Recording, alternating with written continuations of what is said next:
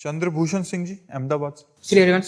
श्री हरिवंश महाराज जी। महाराज जी, जैसे बोला जाता है कि आत्मा ही परमात्मा का स्वरूप है, वो नष्ट नहीं होती, वो बस शरीर बदल लेती है। तो जो पाप कर्म पिछले शरीर से किए गए थे, उसे नया शरीर क्यों भोगता है? उसे वही शरीर क्यों नहीं भोग लेता? इसके अलावा आत्मा परमात्मा का स्वरूप है, तो हमें वो बुरे कर्म करने के लिए क्यों नहीं रोकती? आत्मा क्या रोल है महाराज? आप अपने आत्म स्वरूप को जानते हैं? नहीं जानते ना, इसीलिए आपसे गलती होती है, क्योंकि आप अपने आत्म स्वरूप को न जान करके शरीर से तदात्म कर लिए हैं, मैं पुरुष हूं। ऐसा है ना, जब आप शीशा देखते तो यही तो लगता मैं हूं, तो आत्मा को भूल गए, मतलब परमात्मा को भूल गए। बस यही भूल माया में फंसा दिया। अब जो आप पाप करते हैं तो आपके शरीर की एक सीमा है, 100 वर्ष, 70 वर्ष, 80 वर्ष। अब मुकदमा यहाँ अपने 10-10 वर्ष नहीं चलता। छोटी अदालत है, कई अदालत है। तो आज आपने अपराध किया, हत्या की, तो आज ही फांसी में थोड़ी चढ़ा दिए जाओगे। 10 वर्ष मुकदमा चलेगा, तो 20 वर्ष मुकदमा चले, इसके बाद उसका निर्णय हो। तो अपनी बड़ी सरकार है, आपने इस योनि में पाप किए और अनेक योनियों में दंड भोगना पड़ेगा, अनेक शरीर धारण करके दंड भोगना पड़ेगा। क्योंकि बड़ी सरकार है ना, अनंत ब्रह्मांडों का हिसाब किताब है ना, तो इसी योनि में दंड नहीं मिलता। इस योनि में खूब आराम से पाप कर लो, आपको जो दंड मिलेगा वो अन्य योनियों में मिलेगा, अगले जन्मों में मिलेगा। अब इस योनि में आपको पुण्य कर लो, उसका फल अभी नहीं मिलेगा, वो आगे मिलेगा।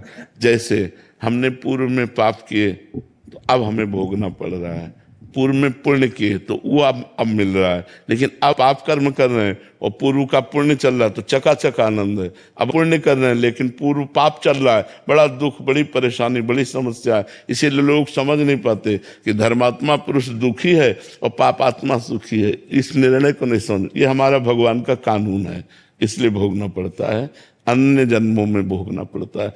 यहाँ तक कि भीष्म जी सरसैया पर पड़े हुए हैं तो उन्होंने कहा, प्रभु इस जन्म की बात क्या, मैं 70 जन्मों को देख रहा हूं, कोई पाप नहीं किया ऐसा जिसके परिणाम से मुझे सरसैया पर 6 महीना लेटना पड़े। तो भगवान ने कहा और आगे बढ़ो, 100 जन्म के बाद आपने पाप किया था। तो इतना हमारे प्रभु की अदालत में थोड़ा रजिस्टर लेट खुलता है, लेकिन जब खुलता है तो राय पाई का हिसाब होता है। वहां किसी घूस की या किसी भी तरह की चूक नहीं होती, वो करेक्ट उसको दंड मिलेगा। तो इसीलिए हमको मनुष्य जन्म में किए हुए कर्मों का फल हजारों योनियों में भोगना पड़ेगा। तो हमें मनुष्य जन्म में बहुत सावधान रहना चाहिए। पशु पक्षी की योनियों के किए हुए कर्म केवल भोग होते हैं। जैसे सिंह गाय को मार के खा रहा है तो उसको कोई पाप थोड़ी लग रहा है, बिल्ली कबूतर चूहे को पा रही तो कोई पाप थोड़ी लग रहा है, क्योंकि उसका आहार है, आहार निश्चित किया गया है।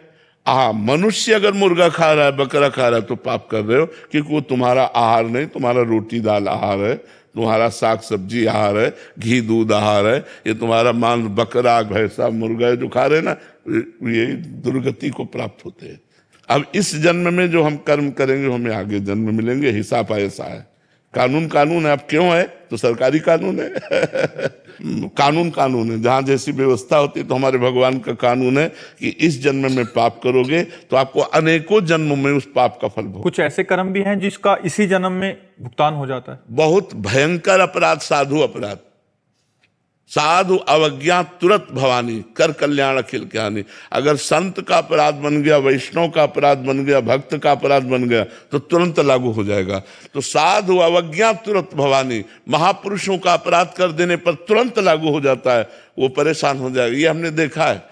तो अभी उस दिन बताया था कि जगदीश्वरानंद के अपने गुरु को जहर दे दिया तो पूरे शरीर में मवाद पड़ गया, फूट फूट कर जब निकले तो चिल्ला चिल्ला कर कहते थे कोई बचा लो। तो कोई न औषधि काम करती न कुछ, सड़ रहा था, पूरा शरीर सड़ रहा था। तो साधु अवज्ञा तुरंत भवानी, कर कल्याण अखिल के हानि।